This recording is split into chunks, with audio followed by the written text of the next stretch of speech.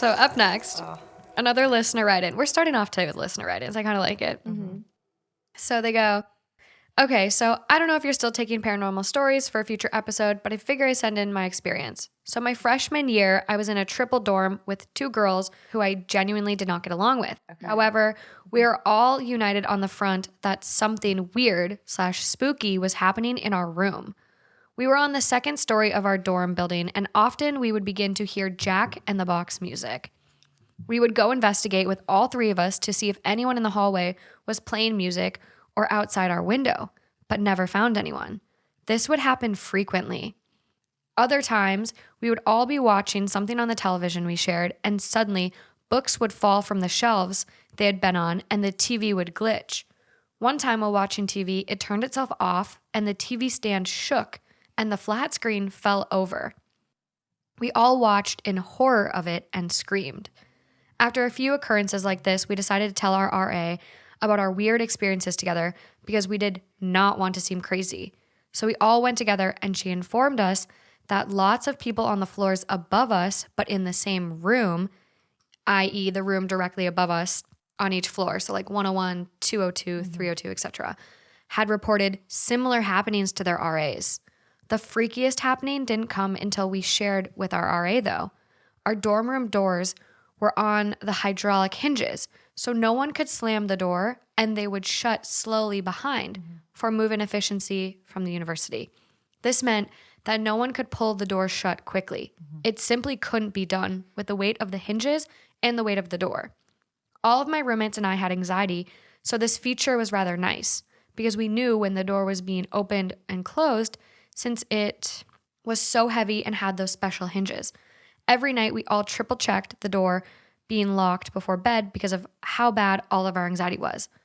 On one night after we had all checked on the door and gone to lay down in our lofted beds, the door slammed open and was slammed shut again just as quickly.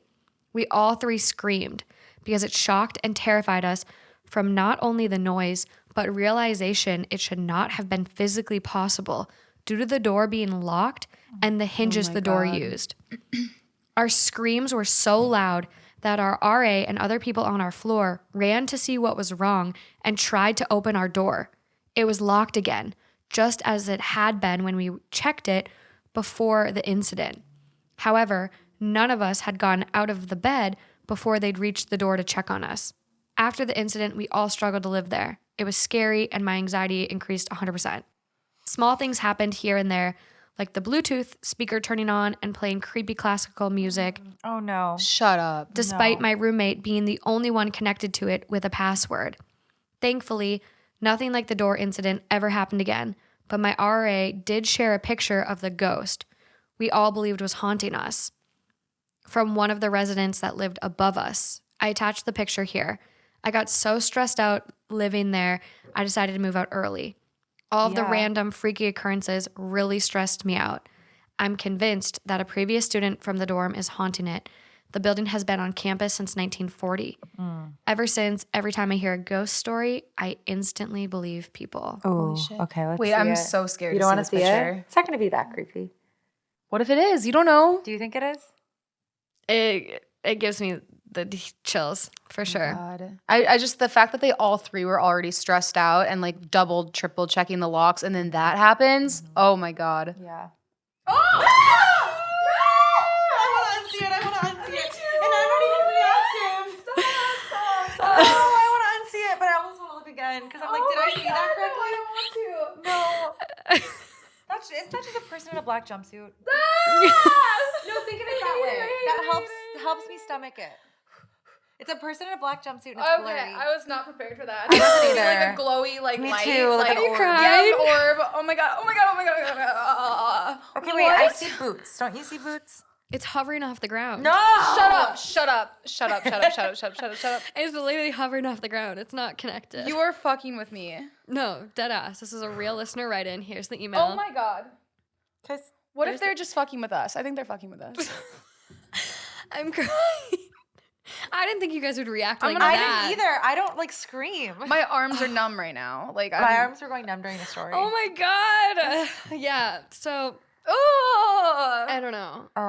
What? No. I had so like I had another listener write in, send in pictures too. Are you crying? Yeah, just from laughing at you guys. I'm not scared. I'm like laughing at you. Okay. But I do have someone that sent in a video, that sent in pictures of them after a ghost attacked them, and they have scratch marks and handprints all over. And I can't find the story anymore. So if you're the listener hearing this, like, Oh my God. but basically had a ghost. Dude, Alejandra, I'm sleeping in your bed tonight. Oh my God. Yeah, seriously. I think, wait, I have a story that I could it's probably like best to tell right now. Okay, Okay. tell it. All right. I know you have a personal ghost experience. This is one of them. Yeah. You can't, it's not that crazy, but okay. So Do I know it? no, I don't think so. So when I lived in Minnesota, one of the, like my mom moved into a house in Eden Prairie with her like second husband, so like my stepdad. And I don't know, things always happened to where we thought the house was like haunted, or maybe not haunted. I do remember you Did I saying tell that. you this? No, well, when you were leaving to go to LA when we were kids, I remember being in your basement and Toddlers. like, yeah, and like everybody was just like, oh yeah, like you know, like, really? We yeah, talked about yeah, it? and I was like, the fuck, why are we here? Yeah, like I'll give you like really quick instances for context. So like we had a basement, we finished it. So in Minnesota you have basements, and sometimes they're unfinished, meaning like they're just like framework, but then people finish them and like furnish them, whatever. So we finished ours, but when we bought it, it wasn't. And like little weird things would happen. Like we had a dog, and the dog would go down there, and it wasn't a very yappy dog, and it would go down there and just like bark at like a corner, like as if it saw something. And we're just kind of like, come on, like it would just like sit there and bark. And then Fernanda, who they say that like kids and animals have like more of a window into these things. Definitely. And so Fernanda was like 3 or 4, and she's like a very even keeled child, like doesn't like cause scenes, nothing. And my mom would be like, go downstairs and clean up your room, because I think her like playroom is down there.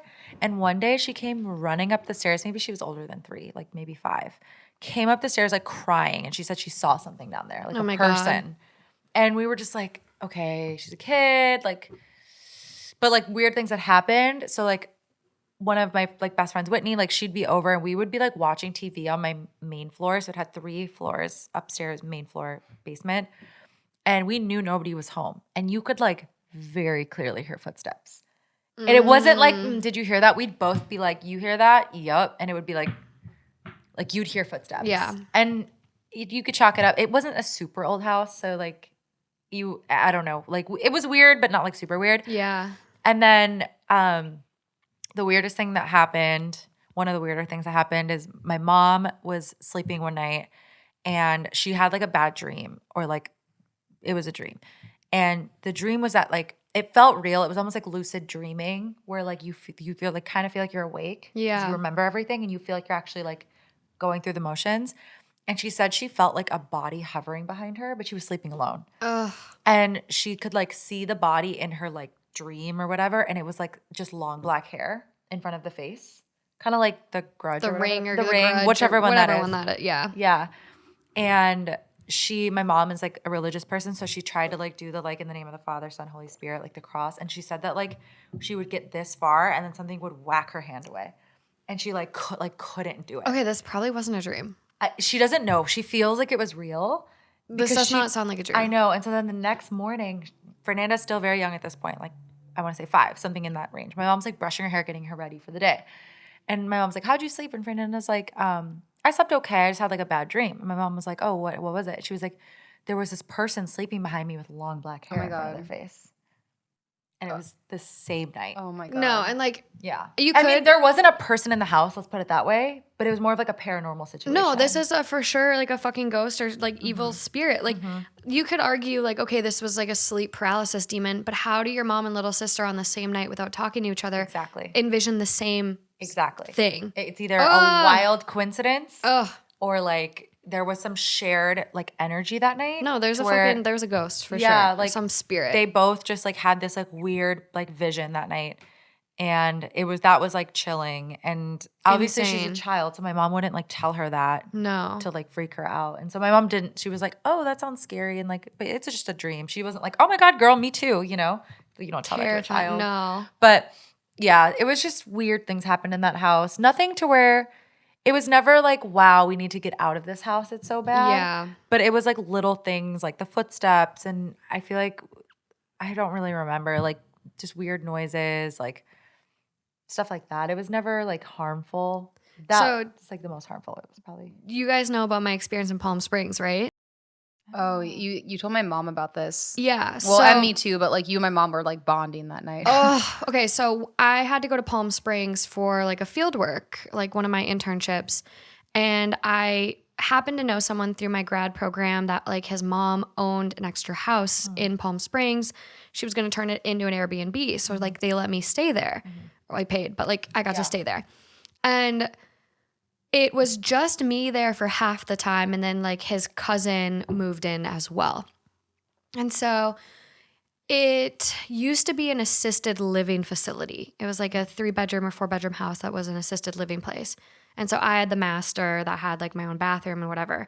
And so I'm like laying down watching like Great British Bake Off one night, like trying to fall asleep. And all of a sudden I hear footsteps going up and down the hallway. And I could hear mumbled voices down at the other end. And like if my bedroom was here, the hallway went in an L, and then there was like washer and dryer. And so it sounded like they were like at the end of the hallway talking. And then all of a sudden the light switch on, off, on, off. And I could look under the door and you could see it going on, off. What? And I just literally, I was like, this isn't real. This isn't real. Pulled the sheet over my head and just laid there all night. Oh, It was you terrifying. were for sure awake. You weren't sleeping. I was not sleeping. I hadn't fallen asleep yet. Hadn't fallen asleep yet. It was so scary. And then, like, that was the first experience. And then the cousin moved in, and the cousin wasn't living with me at that time. So it couldn't have been him and a friend. Like, no one was living with me yet. Cousin moved in, and there was a bedroom at the end of the hall by the washer and dryer. And after this experience, I was always so scared that maybe someone was like living in there without me knowing. So every time I would hit the doorknobs to make sure they were still locked all the time. And so I came home from work one day and his cousin goes, super weird, but like, did you happen to go into the bedroom at the end of the hall? And I was like, no, like it's always locked. And he goes, strange. Like I came home from work today and the room was wide open. I didn't unlock it, and I talked to my aunt, and she didn't unlock it either. Oh, so creepy. I'm like, well, okay. And you never know how it got unlocked. No, we couldn't figure it out. It was just unlocked and open one day. Oh, I hate it. Yeah, I was so happy There's- when I got to move out of there. Yeah. Oh, it's scary because it's like unexplained. Yeah, Luckily, it's not malicious, like to where you're like, you know what I mean? yeah. It's not. I have one like eerie story. I don't know if I've told you guys this before, but I was pretty young and I was with my siblings and we were at my mom's boyfriend's cabin, and my mom and her boyfriend like went out to this bar, like I don't know, it was super far away. Like this cabin was in the middle of the woods, in the middle of nowhere. Like the closest like bar town was like miles and miles away. And all of a sudden like we're all just, watching TV, hanging out, like just kids alone, and banging on all of the doors, like one door, then other door, like the next door, like the window, like it was just like we were so insanely terrified that we all went. And I don't even know if we had like cell phones at the time. Maybe Probably we did. I don't know. not.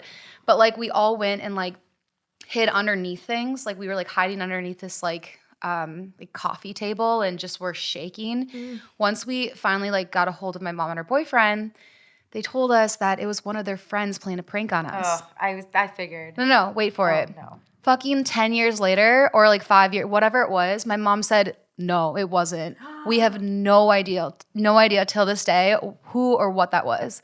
We just didn't want you guys to be terrified and never go back to the cabin again. But weren't they concerned? Oh, I got the chills again. Yeah, but we have no idea. Did they like race home after that to be like? Well, I don't even know if we got a hold of them at that point or if it was until they got home and then we told them. I was pretty young. Yeah. Like I was the Yeah. youngest out of all my siblings. So I just remember being terrified. I don't remember all like the details, but I just, when my mom told me that wasn't the truth, Oh my god. I was like, you're kidding me. Oh my God. I've never heard that story. Yeah.